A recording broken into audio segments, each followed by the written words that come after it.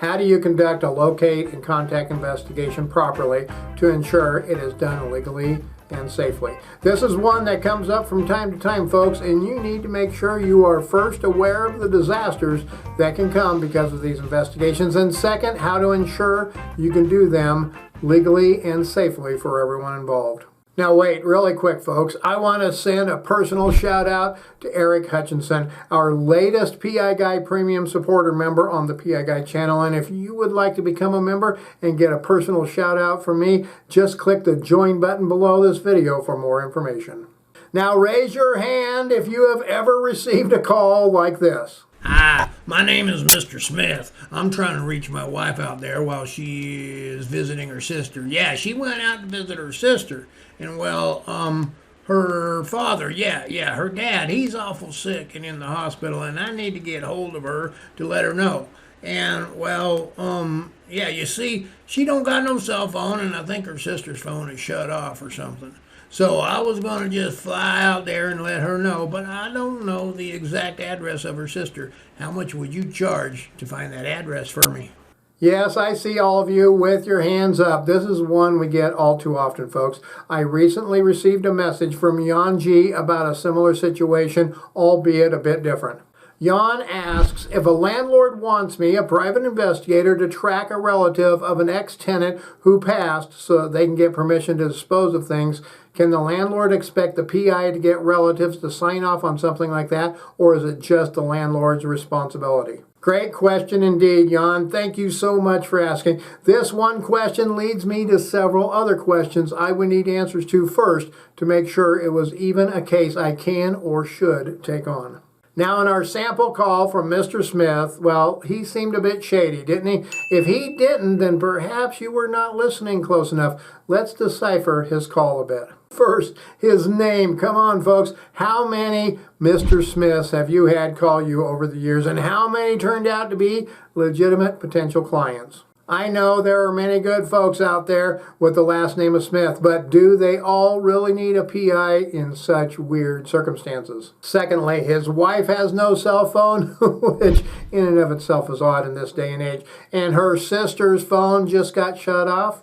What a coincidence. Sometimes the caller in these types of calls says their wife, their girlfriend, or whomever broke their phone and they're shipping a new one and can't get a hold of the other person to get the address. What other weird scenarios have you heard on the phone from someone who needs you to find somebody? I seriously want to know. Go down and let me know in the comments below. Now, Mr. Smith is such an upright person. He is going to just fly out and let her know about her father being in the hospital. How sweet is that? But then the father would also be the sister's father too, right? Okay, I think you're getting the idea here, folks. Mr. Smith, in case you didn't know, is a fictitious person. He didn't really make that call. But you know what? We get those types of calls all of the time. And you want to know what else? They can come under any umbrella with many scenarios. I have had people tell me they need to reach out to a long-lost friend, an army buddy, and a strange relative, a relative they haven't heard from in years,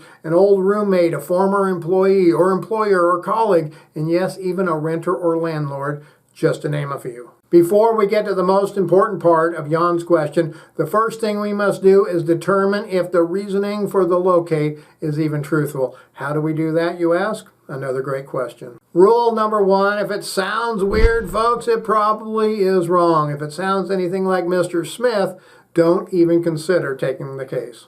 You have to remember, just because you get a call, it does not mean you have to take the job. You should be the one in control, the one making the decisions. Start off with asking some very pointed questions. Mr. Smith, we would love to help you out today. What is your wife's name?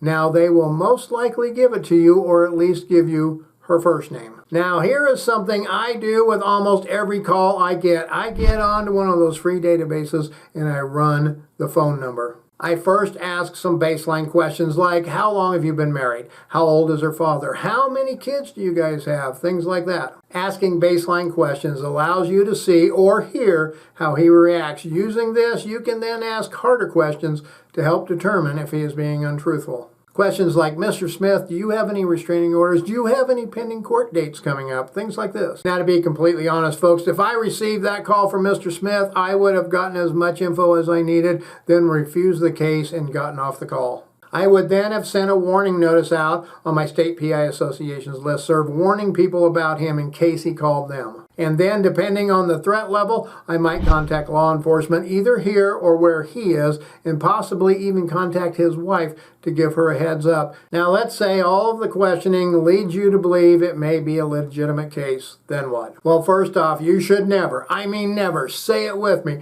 never just look up someone for your client and give them the info. Now, obviously, if you are working for an attorney, a law firm, an insurance company, then of course, it makes sense to pass that information on. But for those individual clients, nope, no way, I never do it. I would tell the customer, this is what I can do for you. We can conduct what we call a locate and contact investigation. What this means is you, Mr. Client, can provide me with a letter or a message that you would like to pass on to the other person. We will then locate the individual and contact them on your behalf and provide them with the letter or message and ask them to contact you if they wish to do so and provide them with your contact information. Now, if they immediately back off from this and get defensive, you know the client may have ulterior motives. Now, here is one of the biggest pieces of advice I can give you if you take on these cases. Make sure you price accordingly, folks. These are special one-off cases and they can lead to a lot more time than you originally planned. We do locate and contact investigations for many different reasons, to include contacting old friends, estranged family members, adoption parents, and other relatives regarding an adoption, just to name a few. But I have learned to follow some very specific rules regarding these types of investigations. First, if it feels weird in any way, shape, or form, I don't take it. Second, do not let your emotions rule when deciding to take the case or when pricing the case. It is so easy to think, well, all I have to do is run a quick locate, call the person, email a letter, and I'm done. 1 hour should be good enough. That is wrong, wrong, wrong, folks.